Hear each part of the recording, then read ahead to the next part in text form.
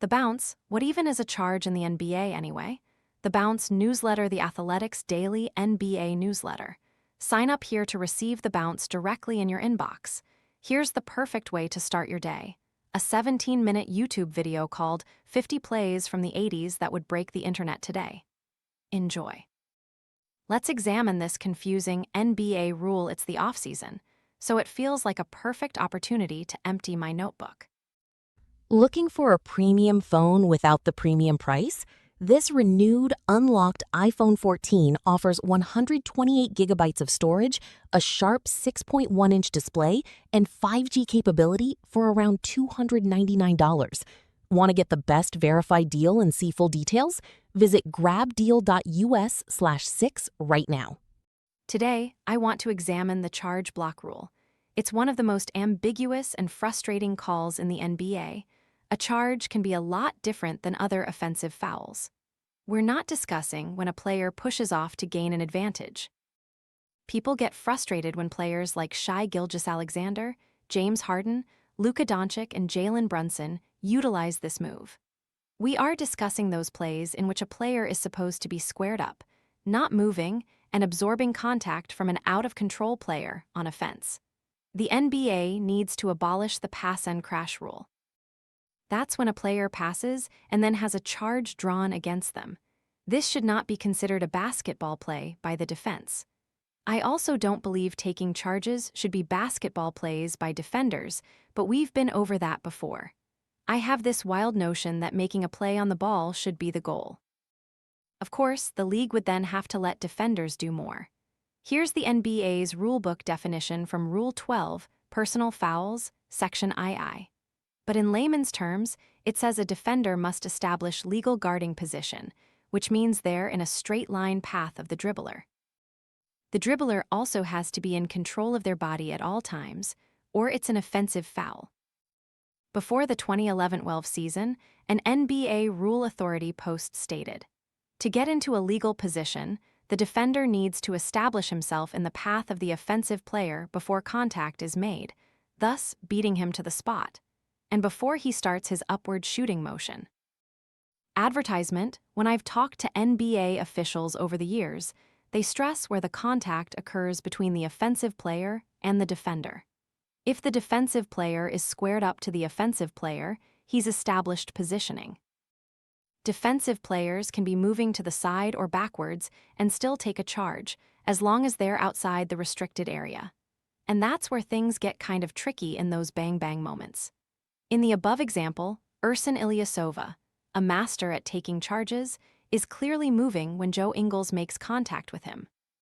However, he's in legal guarding position of Ingles' pathway. There's often a lot of ambiguity and judgment within these calls.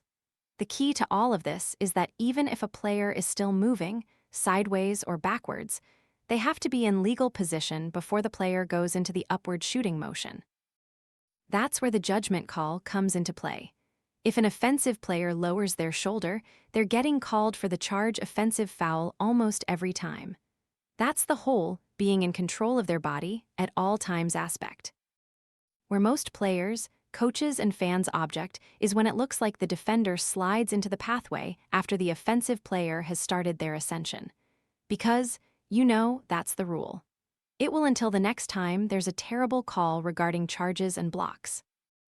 And you can always email us at thebounce@theathletic.com if you have questions. As the Clippers' aspiration investigation drags on, there's another interesting revelation. Kawhi Leonard reportedly had another endorsement deal worth millions with the Clippers' scoreboard maker. Houses staying put. The Blazers moved closer to getting public funding for arena renovation. Local officials approved a term sheet. First place Medal World Cup. The FIBA Women's World Cup is set for September in Germany. Team USA has Caitlin Clark and Angel Reese. KAT Call Knicks, Tough Towns, decision. The New York Knicks are still busy celebrating their NBA title and getting ready to defend it next season.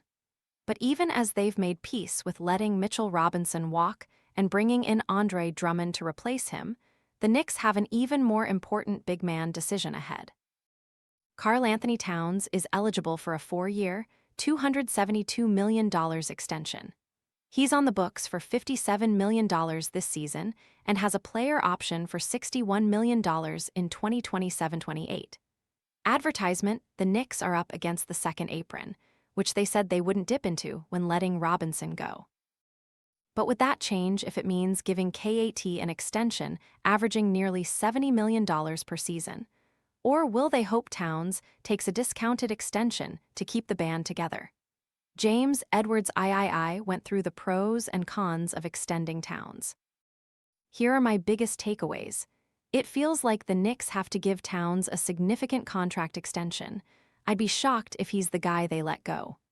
Remember, the Knicks really took off in the playoffs after they shifted their offense to run through Towns at the elbow. From Game 4 against the Hawks through Game 5 of the NBA Finals, he averaged 14.9 points, 10.5 rebounds, 5.3 assists, 1.3 steals, and 1.1 blocks, and had 54.7, 44.4, 88.5 shooting splits. The Knicks went 15-1 in those games. JE3 mentioned the effect it could have on future free agents. The Knicks have done a lot to turn their reputation around, and paying Towns could be a good sign for free agents down the road, when New York has flexibility again. When could the Knicks have flexibility again, and would it cost them anybody else? Jalen Brunson has a $43.3 million player option in 28-29. It's assumed he'll be looking for a new deal in 2028 if he doesn't already have an extension in place. OG Anunoby has a $48.3 million player option in 28-29. Maybe he'd start taking a discounted extension to help set up flexibility for New York by then. Mikal Bridges has a $41.1 million player option, but not until 29-30. Josh Hart has a $22.3 million team option in 27-28. Maybe the Knicks pick up the option to keep costs down, but then they try to figure out a new deal with him soon. The rough projected salary cap in 28-29 season is $182.7 million. A lot could change before then, but that would put the second apron around $245 million. If we go off player option numbers, a conservative $60 million starting salary on Towns' next contract and around $25 million for Hart, then the Knicks are looking at $215 million already for their starting five. That leaves $30 million for the remaining 9 spots on the roster. New York is in a great spot to contend now, but the second apron crunch comes for even the richest team. Poster child which Malone wins this battle. Remember putting those on the walls in the 80s and 90s? Having friends come over and be impressed by the posters you had displayed was one of the proudest moments of being a basketball fan.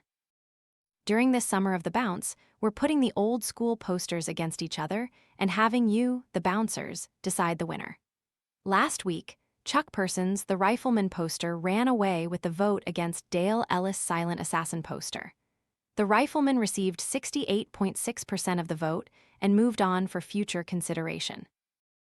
Today, we're sticking in the 80s and have the two best Malones, Jeff, battle it out. The infamous Karl Malone special delivery poster and the Moses poster for Moses Malone. These are two of the greatest players of all time and two of the best posters of the 80s. We've got Moses versus Karl in a battle of the Malones.